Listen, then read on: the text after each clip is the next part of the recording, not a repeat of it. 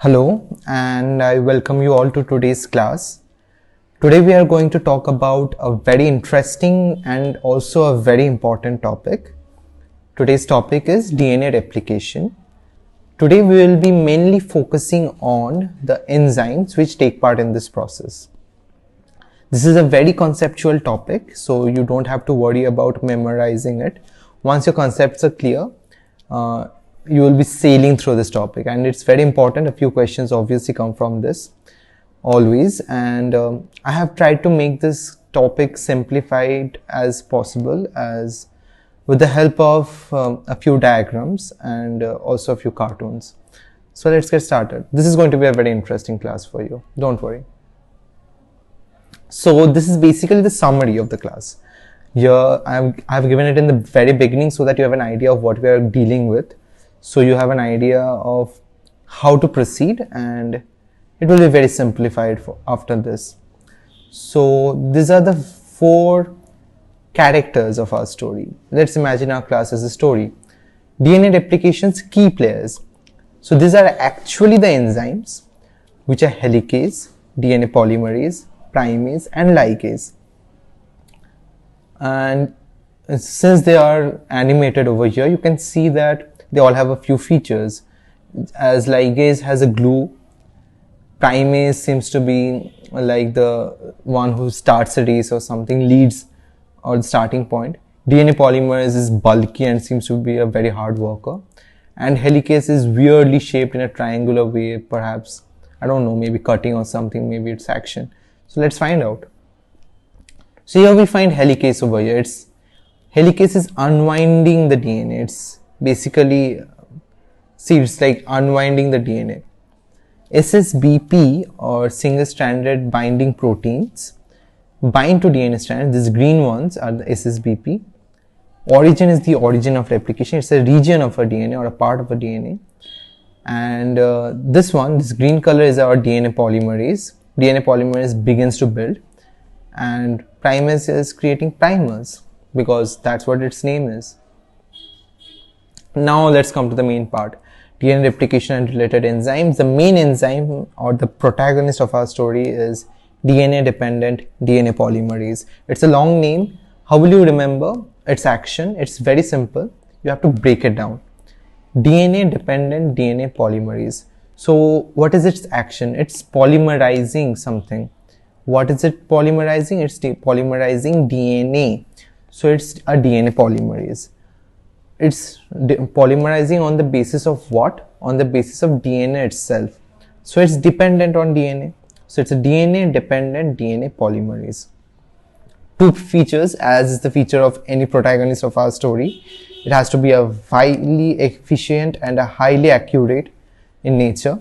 High efficiency so that DNA replication occurs at a very fast rate, so that because it's a very ubiquitous process in a human being, or even in any living organism, even in single cellular organism or in multicellular organisms, DNA is the basis of the genetic code. It keeps on replicating itself.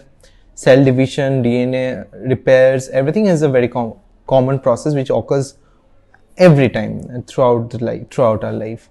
So it has to be high in efficiency, like 2000 base pairs per second. Can you imagine the speed? It's highly efficient, but it has to be high in accuracy also. With speed, there's something called a compromising with the accuracy, which we can't afford, because a single defect in the base pair manifests itself as a disease or as a feature in the phenotype, which is called a mutation. It might be favorable or it might be deadly also. So we cannot afford any mistake in copying it. So origin of replication. Origin of replication is basically a part or a fragment of the DNA. So origin of replication is a very important part in biotechnological processes, where we have to provide something called a vector, which provides basically the origin of replication.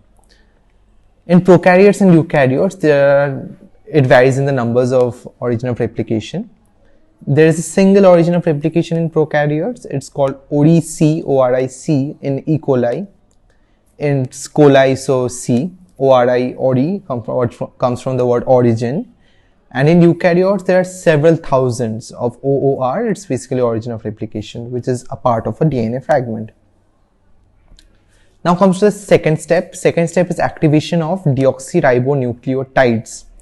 So deoxyribonucleotides are 4 in numbers: AMP, GMP, TMP, CMP. And D refers to the deoxy form of these ribonucleotides. Activation is by phosphate, which I have given here, like H3PO4. And everything occurs in our body with the help of some enzyme or the other. So here the enzyme is obviously phosphorylase, because it helps in phosphorylation. After phosphorylation, you see that monophosphate form converts into the triphosphate form, TP, TP, TP, TP. It's all in TP. From MP, from the monophosphate to the triphosphate. So very quick question, how many phosphates are added? Obviously 2. So these 2 phosphates are basically the terminal phosphates. So what is the action? Why did we do this? Every step that occurs in our body has some purpose or the other. Then because it is taking energy, it's consuming energy, why else we be doing something like that? So its action is 2. It's substrate and energy, because this individual deoxyribonucleotides, which have been activated, act as substrate. You need something while building up, right? It's the building block of the new DNA, which is synthesized from the parent DNA. The newly synthesized DNA is also called the daughter DNA. So the action is acting as substrate and also in providing energy. How? It's like the last two terminal phosphates basically are have high energy bonds. So their breakdown basically leads in releasing of energy. So let's come to the next part. Now we come to the main story. It's unwinding of the DNA helix. We all know about the structure of the DNA helix. So this is how it looks like, isn't it? We all know how the DNA looks like. So we have to unwind it. So if these are the base pairs, you have to unwind it, isn't it? So how will you unwind the DNA base pairs? It's by helicase. You remember helicase? A red colored character, helicase. Our helicase. Here we are introduced to our first character. Here in this very robust diagram we find, this is what helicase is actually. Triangular in shape. It's basically breaking down the DNA. Separating the 2 strands. Because it's double stranded in nature, you know it. And here you find SSBP, single strand binding protein, or SSBP, isn't it? Now here you also see our DNA primase, and here you find our robust DNA polymerase. Now we don't need to get into details, we'll come into it step by step. So what is formed is a replication fork. This is what a replication fork looks like. Because this is how the DNA are, isn't it? So once the strands get separated, this is how they look like. This is the region where replication is occurring. So in prokaryotes, we have an enzyme called DNA guidase. Okay. It is present in prokaryotes, but we are mainly focusing on eukaryotes. So here the enzyme is topoisomerase. What does topoisomerase do? Let's find out. Topoisomerase basically unwinds the supercoils which are formed because of opening. See, here we are opening up the DNA. So here in this region what we find is supercoiling.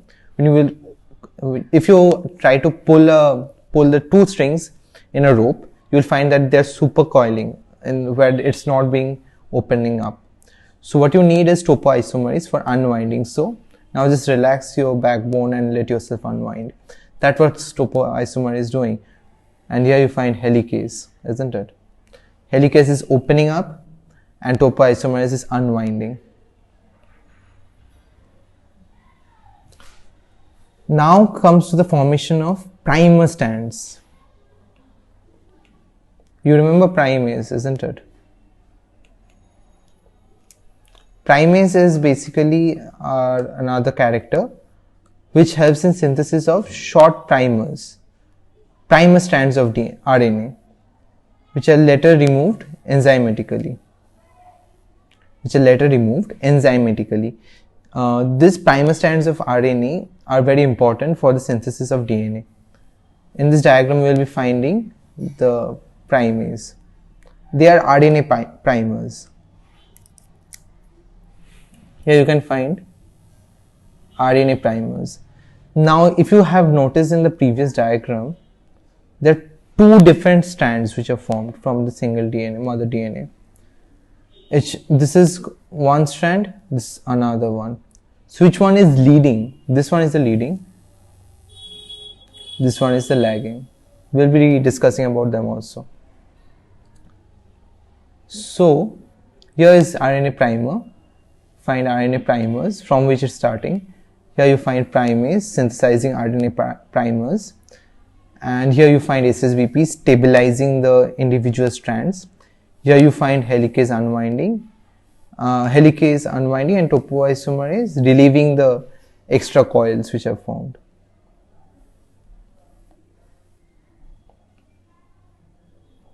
Now comes to the next part, elongation of new strands.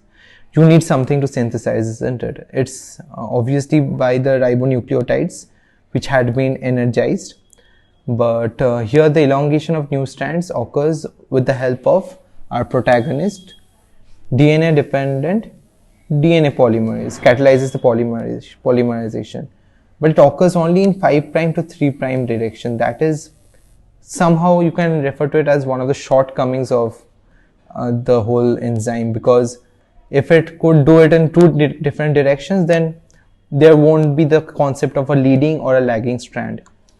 So one is continuous, where the process is occurring continuously, where the polarity of the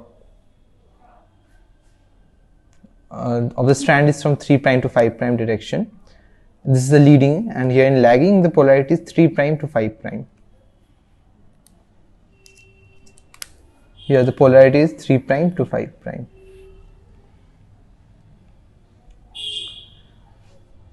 So there are various fragments formed. Have you seen them? These are the fragments. These are called Okazaki fragments.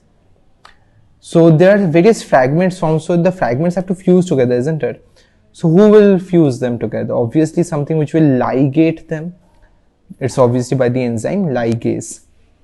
They are joined together by DNA ligase.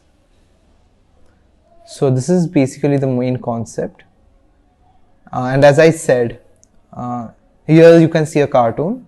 It takes about taking a second shift, which obviously means doing both the strands, but no, it can only do it in 5' to 3' direction.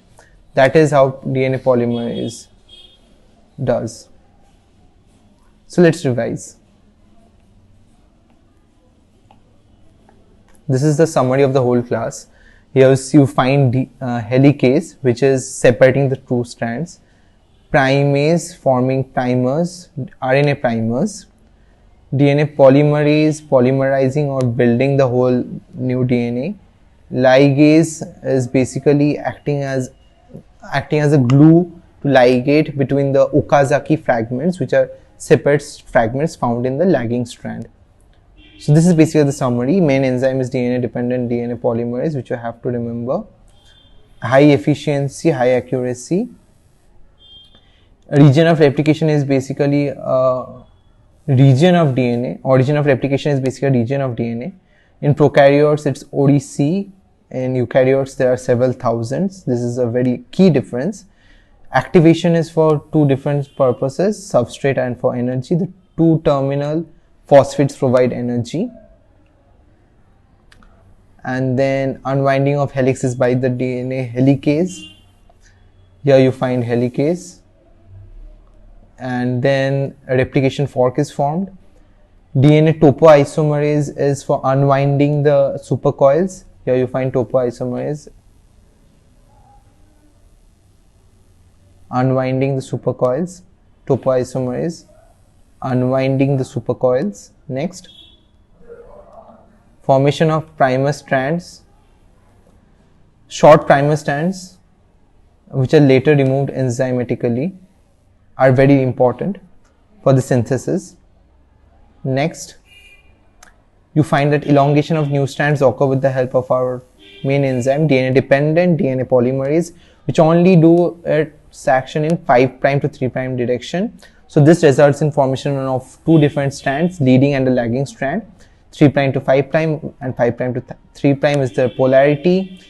In discontinuous or in lagging strands, what is formed is Okazaki fragments. They are joined together by DNA ligase.